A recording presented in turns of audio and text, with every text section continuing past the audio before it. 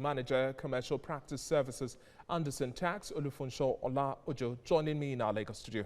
Good to have you join us. Yeah, good to have you too. Now, first, let's do a breakdown. But before we have that, this is the first time we are having Nigeria somewhat returning to a January to December cycle with the 2020 budget. And now we also have the 2019 Finance Bill also becoming law. You would say it is a first, isn't it? Yeah, this is the first time in a long time. So looking back at the previous regimes in Nigeria, you will discover that the finance bill, there's never been a finance bill in a long time. So budget has passed year on year and even into the next fiscal year. So this is the first time that we're having a January to December cycle, and we think it's a good one. It's a plus for the government. And then the introduction of the finance bill is also a plus, because then it's then going to ease the way business is done in Nigeria. It's going to give more relief to the taxpayers, and it's going to improve the tax system generally. Okay, let me speak for the small businesses now, for those who are earning or having a turnover less than 25 million naira. This seems like good news to them. Do you think that's enough of incentive to support our small, medium enterprises when we are talking about the company's income tax? Okay, looking at the company's income tax, I think that's a good one. That's a good introduction for SMEs, actually, because what is going to happen is that for SMEs that generally have turnover below 25 million, they will be exempted from paying company's income tax, and in extension, tertiary education tax. They will also not be required to charge VAT, so which then improves their sales, because they're able to sell more because their prices will be lower when compared to companies that will be charging VAT. So it's a plus for them. It's going to improve their business in the short run, and then in the long run for government. Once they are able to make more sales, then they go up above the 25 million naira threshold, and then they become liable to paying taxes to government. And one of the biggest flaws that so many economic watchers have also raised is the fact that Nigeria has not necessarily developed enough of strategies or put cushions to ensure that we have our informal sector properly captured in the tax net within our base. But some would also say that, well, the enforcement of the tax identification number before you can operate your bank account forces that, but that's still not enough. Are you one who tallies with that? Yeah, so, well, like we all know in Nigeria, the banking proportion of people that are actually banked is actually low when you compare to the general populace. So what then happens is that with the use of the TIN, you're only able to capture those that put their money in the bank, that's those in the formal sector. So there's still a lot of people outside the formal sector, those that operate in the informal sector, that do not have any contact with the banks. So those people would definitely not be captured. So would you say this is a continuing disincentive to the system? Yeah, to government, yes, it is. So we still need to look for ways to close that gap.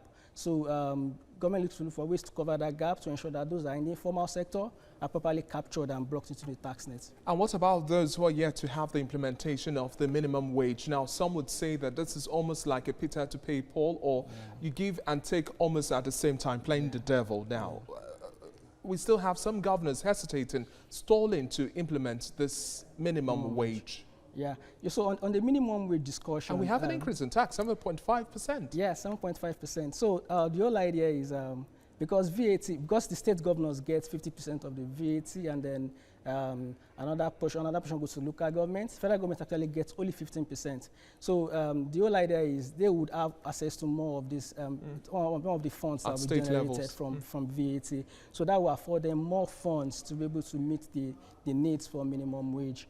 So, but then, looking at the general objectives of the finance bill, it's actually to revamp the system, the economy in general, and to ensure that businesses are done better and people are more productive and are able to generate more income. So this should generally impact the disposable income of the populace. Okay, and still going back to building incentives, because at the end of the day, we look at our tax payment rates and the taxes we have. This is one of the lowest in the world. Yeah. But now we have a bonus of 2% of tax payable for medium-sized companies and 1% for large companies. Is this also enough of an incentive? We know that a whole lot is expended on infrastructure for these businesses as well. But do you think this 2% and this 1% for early payment of your taxes is enough of carrots to draw people in? Okay, actually, So that's an incentive that's provided for in the finance bill. So there are other incentives if you look through the finance bill. So another one is the threshold, the exemption. Exactly. Yeah. So there are a couple of other incentives. So there are some, for instance, there's also another bill, there's also an infrastructure incentive that is available that was proposed by the government. So if you invest in building infrastructure, building roads that have been identified as critical, then you are able to get additional tax credits and uplifts of MPR plus 2%. So that's an additional incentive to your business. So there are a few other incentives available within the tax net that the government has put out there, and I believe that these incentives should be able to at least improve the economy in general. Okay, and we have deemed tax presents for non-residents also with respect to imported and technical and management services. Yeah. Now, they would be taxable at a rate of 10%, looking at the WHT, that's the final rate as well. This is trying to cash in and nipping in all the bots, because those who are non-residents have their way on the ordinary. Yeah. So this actually covers non-residents that do business in Nigeria. So if you have done a business in Nigeria, you've earned income from Nigeria. So what the government is saying, I want to get my fair share of your proceeds, of the proceeds that you have made in Nigeria, because you've done business here. So for you to do business here, you must have used infrastructure that the government has provided. You must have used some of those things to execute the services you have done and to get those incomes. So the government is saying, I want to get my fair share of whatever income you have made from my country. The government is actually clear on its stance with this 2019 finance bill, which has become law, promoting fiscal equity, reforming our domestic tax laws, and a whole lot more. But some tax experts, just like yourself, have also said that we've not necessarily seen our tax laws simplified enough. What do you say we should do as an expert now advising government going into 2020, taking much more reforms? Yes, we have enough of reforms, but doing a little more to ensure that we have it revamped. Okay, so what has happened is the approach I've adopted is a quick fix to quickly address all of the areas that we have lagged behind a long time ago. So, but what we need to do, we still need to go back to the drawing board and look holistically at all the other areas that we have not covered. So for the digital economy, for instance, we've covered it, but then we've not dealt with it in detail. So there are different peculiarities amongst the different sectors that play in that area. So we need to then go back, but we'll actually expect that FIRS will issue guidelines in this line to address all of these other issues as we proceed in the implementation of the finance bill. Let's also talk about the role of sensitization as well, because at the end of the day, the man on the street also has to make meaning of all of these reports and signings and new laws that we have put in place. So now, where does the onus lie? The FIRS, the banks, talking about the tax identification number and other information that has to be put out there. For me, I got a text message from my bank saying, well, you'll be required to provide your tax identification number. But for the man on the streets, that does not make enough of meaning, just a one-off approach. So what's your take on sensitization as well? You see the messages abroad. What are we not doing right? Okay, so on sensitization, that's actually the purview of the FIRS and the various state tax inland revenue services. So what we expect of them is that they enlighten the public, they engage the public more and let them know what is required of them. And then, so that's basically it. So, and then taxpayers as well, we also do our bit to push this, these new introductions to our clients and to get them informed and up to speed. And dealing with the deficit of trust that we've had between government and Nigerians, because at the end of the day, so many would say, well, we pay our taxes and our roads are still poor. We barely have electricity. We barely have power. We barely have water, education. There's virtually no subsidy for health.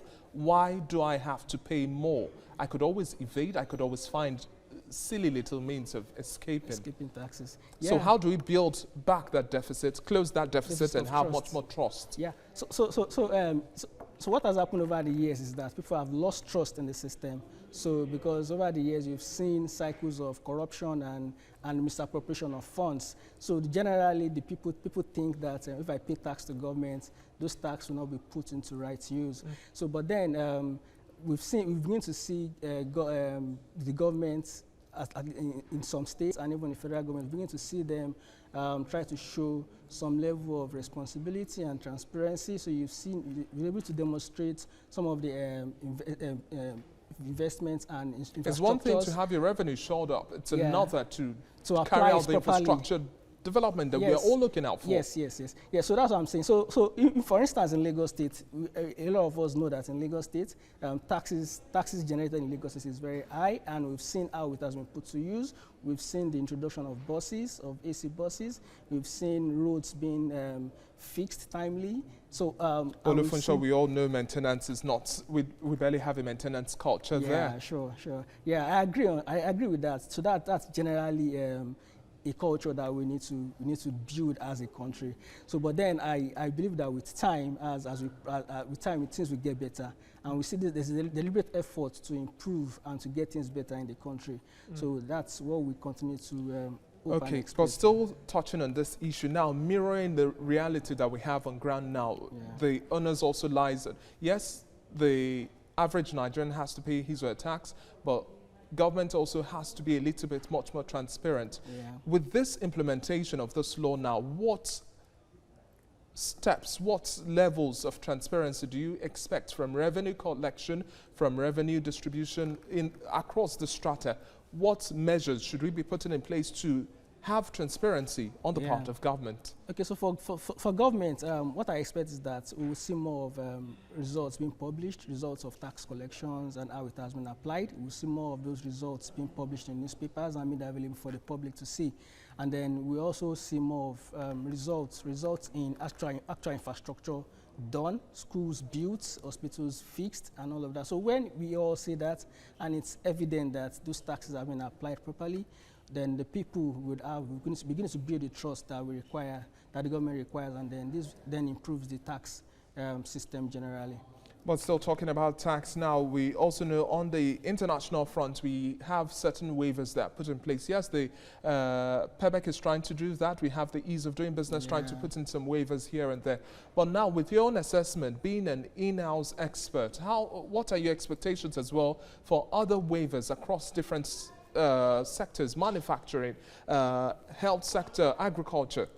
What waivers do you expect this government to enforce, to put in place this time around, to push 2020 much more further? Okay, so well, really they need to strike a balance between the amount of waivers you continue to grant and the amount of revenue you expect, because there's an IMF report presently that says you should limit the amount of waivers you give to tax waivers you grant to companies if you are going to really make the type of revenue you expect. So, but then that aside, there's also the need, considering the environment that we operate, considering the fact that government has really not done up to what is expected of it, then government should also consider giving additional waivers, which is why government has given some targeted waivers to people that are able to invest in infrastructure. We see some in the aviation sector. Yeah, aviation and all of that. So we expect more of this, calculated waivers that then result in a longer term benefits for the government. But do you think that we would have any possibility that with this increase in tax, we would also see some subsidy? Talk about education, health? Sorry, I didn't. With the increase in our tax now, do you anticipate that government should now shift its focus from having fuel subsidy and other consumption subsidy and then have it in real term, education, health? Okay, yeah, looking at what subsidy in oil is actually a subsidy that cuts across everybody, so everybody benefits from it. You enter a public bus, the fare you pay has been subsidized, sort of, so you're not paying the actual fare. So if the bus driver had bought fuel at the normal commercial price, it would have charged you more for that bus fare you've entered. So that means that so many say that that's not adding so much to the economy. We should rather look at our health, power sector, look at I agree with you. I agree with education. Yeah, I agree with you that we also need to focus on all those other areas. So but it's a work in progress, right? So so we continue to improve and continue to push for governments to consider more of these other incentives and and waivers. At least we start first with a step in the right direction. Thank you very much sure. for your time. It's been a pleasure speaking with you. Olufunso Ola Ojo, tax expert with Anderson Tax.